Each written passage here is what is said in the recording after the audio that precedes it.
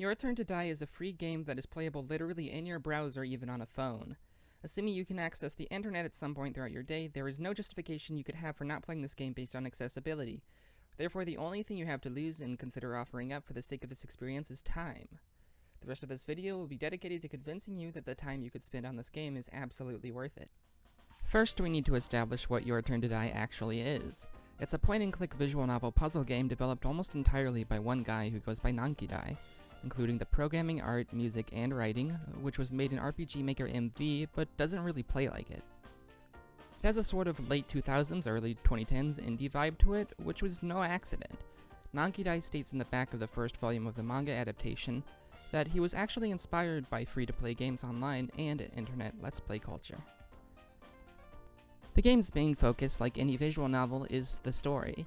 This is complemented by exploration, puzzles, minigames, and a unique discussion game that's reminiscent of other deduction games but built from the ground up into something that really stands out on its own. I won't go into too much detail here, but one thing I really appreciate about this system and how it is used is that every character is given their chance to shine and have moments where they reason things out on their own, make legitimately good points, and not be carried entirely by the protagonist. The major way the issue is subverted is by the inclusion of the versus feature, which allows the player to contrast or connect two of the statements offered by other characters and have them figure out something on their own. Even though the player technically initiates these exchanges, the protagonist doesn't even need to step in. I mentioned that the main focus is the story, so allow me to put my money where my mouth is and explore what makes it so fantastic. Any good exploration starts with a good summary. Don't worry, I wouldn't dream of spoiling beyond what is necessary to sell the game, especially not a game like this. There is so much I have to say about this game though, so just to let you know, I'm doing everything I can to suppress my power level as I write this script. Let's get into it. Our protagonist, Sada, yes, a female protagonist and not even a trick. And her best friend Joe, yes, a male best friend, and there's not even a romance plot tied to him, are walking home together from school one day when they are suddenly abducted and forced to play a game where they and 10 other participants of varying occupation, gender, and even age must survive deadly traps and mini-games, with each round culminating in a climactic discussion wherein they must decide who among them is the most acceptable to have die via majority vote, hence the title of the game. Every sub-game leading up to the voting period, called the main game, has a different theme and with it various activities for both the participants and the player. Though the main games are certainly climactic highlights in the story, the sub-games are by no means less interesting or suspenseful. During each sub-game, characters are introduced, fleshed out, form bonds, become actualized, betray, and even die. Pieces of the mystery are unraveled and clues are set up left and right. Every moment is meticulously well thought out, and due to the exploration aspect, you can walk around and see what any character is doing at any point. Every single character has their own story within the timeline that you can track every moment of and piece together as if they were the main character of their own story.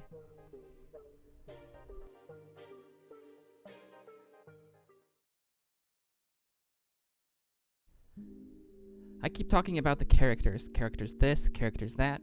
Well, viewer, the characters of Your Turn to Die is what makes it so damn brilliant. When Sada and Joe first awaken to see their fellow captees, it's easy for the player to make quick impressions of them due to the quirkiness of their designs. You might look at these guys and think, oh, I see their gimmick, and not expect them to go much further than that. You would be dead wrong.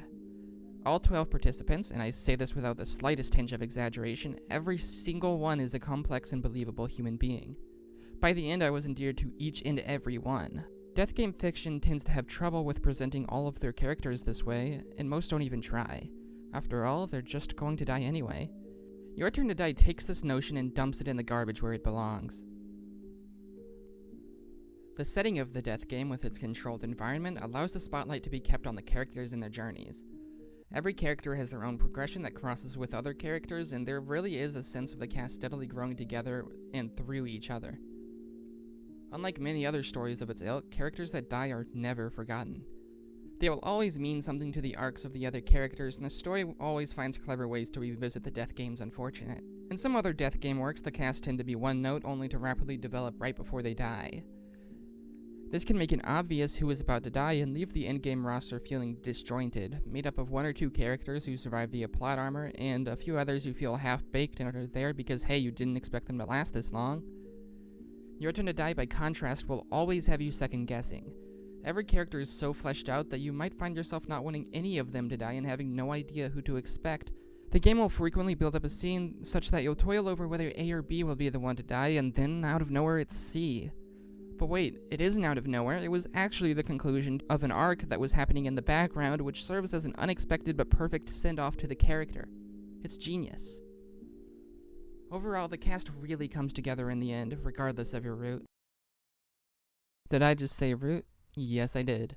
When you hear route in the context of a game, you might think either of a sprawling anthill of story directions filled with bad ends, or a simple one-to-one choice to get an ending. Your Turn to Die isn't quite like either. It does have bad ends, but those are always the sort of make the choice or fail the minigame, and then see the ending right away before getting right back into the meat. You won't find yourself at a bad end an hour away from a choice that led to it. At the same time, it doesn't have routes that branch out to tell their own story and end in a completely different spot. Your Turn to Die has one central story with most of the plot beats shared across all routes, but your choices can determine who is with you, the mentality of the protagonist, and the tone of the story. It's used to explore different sides of the game's core ideas. The way it is structured, you could play through it once by making the choices you want until the end and then putting it down forever. You would still feel fulfilled and like there was nothing missing in particular, nor that the pace was at any point off. However, you can choose to check out the other choices later if you wish to gain a broader picture of the lore, characters, and themes. It's up to you, and either way I'm sure you'll have a great time.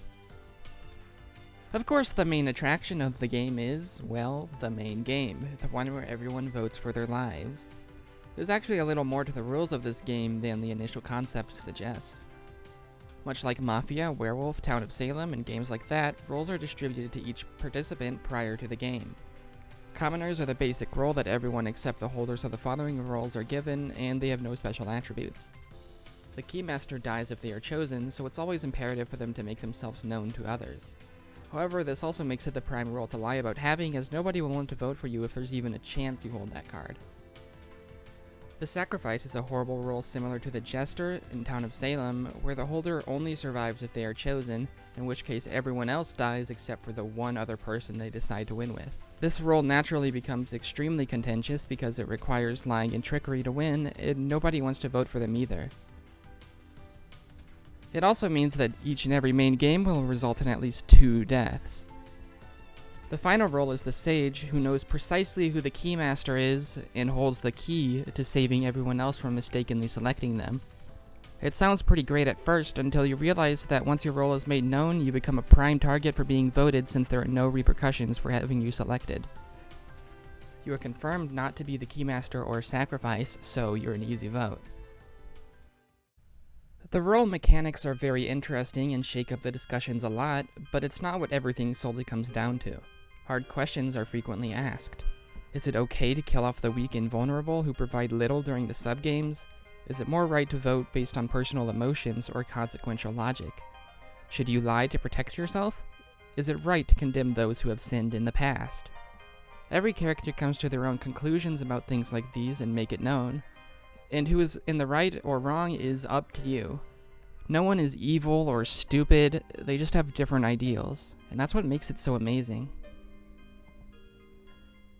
I'll be honest. When I first saw this game, I thought it would be really bad. I'll come clean here. I played Danganronpa when I was younger, all 3 of them in fact, and I found something very fascinating about that franchise. How could it have such an amazing concept but end up so bad? I know a lot of people love that franchise, and that's okay. In fact, Your Turn to Die might be perfect for you, since a large section of its fanbase are also Danganronpa fans. But for me personally, it fell flat in so many ways. So after that, I looked more and more into death games and found that Danganronpa wasn't exactly unique in its flaws.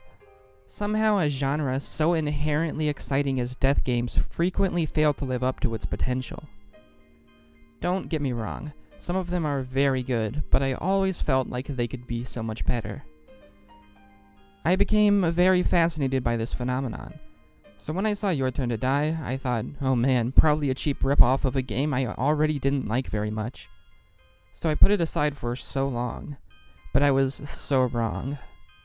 When I actually played Your Turn to Die, I found a work with much love for what came before it, and that perfectly took the building blocks of its predecessors to finally show me a story that reaches up to the potential death games inherently have.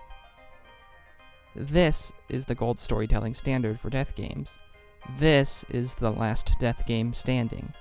Subscribe and stay tuned for more Your Turn to Die and death game content, because there is so much more I can say. I go by Tasty Nachos, and you go by